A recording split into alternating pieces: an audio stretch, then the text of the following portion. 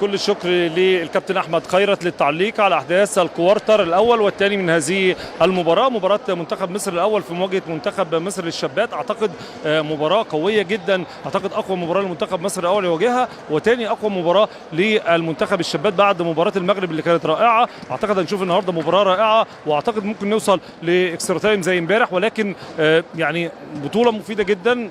اعتقد في اداء طيب، فعاليات مهمه جدا جدا داخل صاله يعني استاد القاهره ومجمع الصالات باستاد القاهره. ولكن هيسعدنا ان يكون معنا يعني دكتور مجدي ابو فريخه رئيس الاتحاد المصري، وايضا هو نائب رئيس الاتحاد العربي، وفعاليات بطوله اعتقد من اهم وافيد البطولات للمنتخبات قبل الارتباطات المهمه سواء الافريقيه او بطوله العالم، واللي فيه امال كتير يعني محمله لهذا الفريق بقياده دكتور مصطفى هدود، وايضا كابتن ايهاب الالفي في الفريق كبار. يعني دكتور مجدي برحب بحضرتك واقول لحضرتك فعاليات جميله، ويعني اعتقد مستوى اكثر من رائع سواء في مباراه امس او مباراه اليوم. اعتقد تتويج للخطط والشغل موجود كتير جدا للولاد وبناتنا اللي موجودين، والولاد في الاجهزه الفنيه طبعا ولاد حضرتك كلهم. اولا انا اشكرك على الكلام الجميل، هو فعلا احتكاك حلو قوي، قوه. يعني يمكن منتخب البنات تحت 19 استفاد اكتر من الكبار كمان، يمكن الكبار مستواهم كان اعلى من الفرقه الثانيه. البنات الاحتكاك ده يفيدهم، والبنات مسافرين ان شاء الله يوم الاربعاء لكاس العالم في اسبانيا، اللي احنا بنتمنى ان شاء الله ان هم يعني يعملوا بقى نتيجه كويسه. كنا عملنا في الاولاد، بس الاولاد يعني الحقيقه كان عندهم باد لك كده، بس عملوا ماتشات حلوه لكن نتائج كسبوا ماتشين وماتشين في كاس العالم، ومستوى الناس مش فاهمه الباسكت غير كره القدم، مش هجيب جون وهدافع. المشكله اللي هي تراكمات يا كابتن ويعني يا دكتور، ويعني اعداد طويل الاجل مش زي ما الناس متخيله. والله زي ما انت بتقول الباسكت يعني حاجه تانية خالص، لكن احنا كان عندنا امل فيهم الحقيقه برضه. يعني ايه، كنا يعني حاسين النتائج هتبقى احسن من كده. قدوا الاولاد كويسين وكسبوا ماتشين وكده، لكن كان املنا ان يعني نوصل احسن من كده كتير يعني. لكن ان شاء الله باللي انا شايفه في البنات، يمكن انا كنت في اجتماع معاهم النهارده قبل الماتش، انا اجتمعت بالصغيرين لان هم دول اللي مسافرين الاسبوع ده، ودول المسافرين الاول هم اللي اصغر، هم اللي عايزين رعايه اكتر، هم اللي خبراتهم اقل. بالظبط. قعدت معاهم قعده يعني طويله النهارده واتكلمنا كتير وسمعتهم وسمعوني واتفقنا ان هم ان شاء الله يعملوا حاجه كويسه باذن الله، يعني كل توفيق ربنا سبحانه وتعالى. ولكن انا اللي حاسس ان هم ان شاء الله يعني هيعملوا حاجه ما حصلتش قبل كده باذن الله. مش هنقول فين بقى، يعني زي ما يكون، وانا وعدتهم ان شاء الله لو وصلوا الثمانيه هكون معاهم في اسبانيا اول ما يوصلوا الثمانيه، ويمكن ربنا يكرمنا كمان ونكمل اكتر من كده، تبقى احسن حاجه حصلت في التاريخ يعني. يا رب ان شاء الله. ولكن هي اعتقد المجموعه الاولى بتبقى هي عايزه بس الاولانيه، يعني حتى كنت بتكلم مع مصطفى هدود قبل المباراه بقول له، قال لي انا عامل اعداد لاول وثاني ماتش، وبعد كده الثالثه دي مش عايزه يعني شتت البنات، في 3 ايام عندي اشتغل عليهم. وهو ميزته بصراحه اللي هو شغال ورقه وقلم، هو اكاديمي. طبعا لعيب السله لعيب سله، ولكن الجزء الاكاديمي قاعد يشتغل على الاتاك وعلى الديفنس وعلى التقسيمات والاحصائيات، واشتغل. لقيته النهارده مع دكتور حسن يوسف يعني، او كابتن حسن يوسف نائب رئيس الاتحاد السوداني وعضو مجلس اداره الاتحاد، قاعد بيشرح له، جايب اللقطات وبيشرح له زعلان على مباراه الامس برغم الهزيمه، وبيقول لي هزيمه مفيده ولكن زعلان. هو انا يمكن اتكلمت معاه فعلا وقلت له احنا يعني خسرت ماتش وانت كنت كسبانه وتعتبر كسبانه، وانا بقول لك مش فارقه معانا خالص، لكن احنا فرصه ان احنا نتكلم مع البنات ان هم الاخطاء ايه اللي حصلت عشان نوصل لكده، تساعدنا ان احنا نقدر يعني ايه نقلبها من سلبي لايجابي. واتكلمنا النهارده كتير قوي، يعني يمكن طول النهار انا معاهم في الفندق وكده وبتكلم معاهم وبقول لهم لا في كذا والمفروض، وكان امبارح كان كذا، النهارده هنبقى احسن.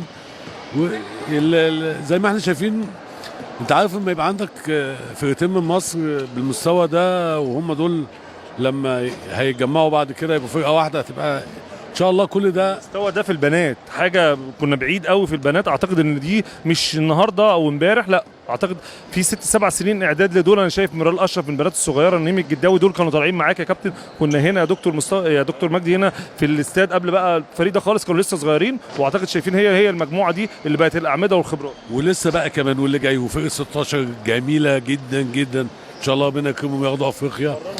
موجودين.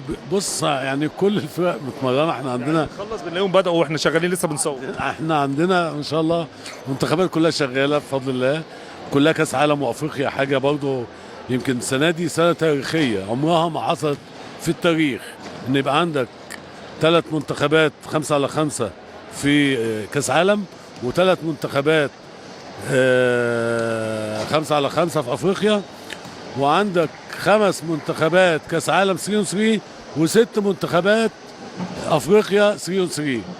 مش عايز اقول لك يعني الضغطه. عايز حضرتك تقول لي وتوضح لي ان ده شغل شغالين قاعده في قاعده بتشتغل من قاعده مدربين، وشايفين المعايشه اللي موجوده للمدربين الصغيرين. عايز اتكلم على اعداد اللي انت المدير، اللي انا امسك مدير فني في منتخب مصر مش جايه يعني محض الصدفه، لا ده انا اتجربت مره واثنين معسكر مع مصري ومع اجنبي. عايز حضرتك توضح الشغل اللي شغال برضه. لا ده المدربين عشان نتكلم بامانه، احنا يعني حته المعايشات اللي اشتغلنا عليها دي عشان نبدا نجهز اجيال، ونبدا الناس تشوف والناس تحتك والناس تحضر تمارين، الناس تتشاف ان هي مدربه منتخب مصر. كل ده بيديهم دوافع اصلا. كمان ما هو المدرب برضه محتاج خبرات ودوافع زيه زي اللاعب، زيه زي الحكم. اي واحد بيشتغل في مجاله هو محتاج دوافع ترفع من مستواه، ومحتاج دعم ومحتاج خبره. كل دي جزئيه المعايشه اللي انت عاملها في المدربين بقى لها كذا سنه، يعني انا شايفها اللي هي مفيده. يعني انا كمدرب صغير عايز استفاد، فادخل في جهاز فني ممكن اكون مدرب كويس ولكن ما اعرفش التعامل يكون ازاي، مش نواحي فنيه، التعامل والاسلوب والسفر والاداريات وكل دي خبرات بتفرق مع المدرب. اكيد، ما بقول لك كل الخبرات اللي حضرتك بتتكلم عليها دي مع وجود، بدل احنا الاول كنا هو مدرب ومساعد مدرب وخلاص، دلوقتي لا، جهاز عباره عن مدرب واثنين مساعدين ومعاهم 2-3 معايشه حسب مستوى الفرقه وحسب الخبرات اللي احنا عايزين نديها لمين. خدوا بعد كده بقى هم اساسيين، يعني شفنا منهم اسامي كتير. ما هو الدكتور مصطفى هدود كان معايشه الاول مع اول ما بدا، وبعد كده اشتغل مع اورينجا واشتغل مع كابتن شريف عزمي، وبعد كده بقى مدير فني، وبعد كده خد افريقيا، وبعد هي دي كلها خبرات حصلت لحد ما بقى الدكتور مصطفى هدود المدير الفني للمنتخب 19 سنه. نفس الكلام من مجموعه كل الاجيال اللي احنا بنعملها، احنا ما بنشتغلش على اللاعب بس، ما هو اللاعب ده بنشتغل على المنظومه، لاعب مدرب حكم اداري.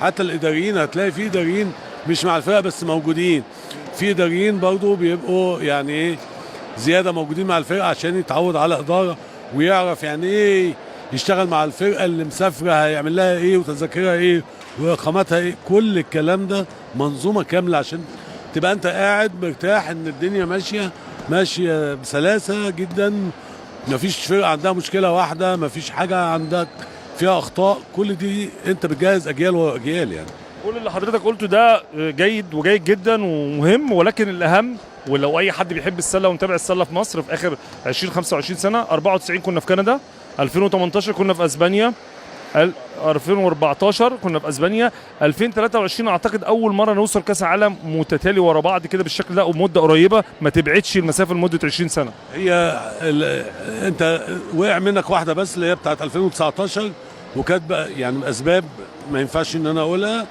لكن حاجه في السكور انت طلعت فرق سكور، يعني انت ما وصلتش كاس عالم فرق سكور، ومش يعني ممكن يبقى 3 كاس عالم على التوالي كده يبقى انجاز كبير. اعتقد احنا اول مره نوصل كده ورا بعض، ودي اللي احنا بنقول لا احنا يعني ايه ما بعدناش الحمد لله. والجيل ده سلم الجيل ده، وجيل جديد بيلعب ورا اجيال تانية هتطلع شافت ان الجيل في كاس العالم ايه التطور اللي احنا بنعمله. ما احنا برضه لازم نقول ان احنا في 2014 بعد 20 سنه بعيد عن كاس العالم حصل لك وقعه في كاس العالم، يعني حتى اشتغلنا عليها، شفنا ايه العيوب اللي عندنا. كان مثلا منها موضوع الاطوال، احنا كنا في كاس العالم اسبانيا فرقتنا يعني مش عايز اقول لك جنب الفرق، لا دلوقتي وصلنا لفرقتنا لا فيها اطوال بالشكل ده من اللي اتعمل موضوع طوال القامه اللي احنا عملناه.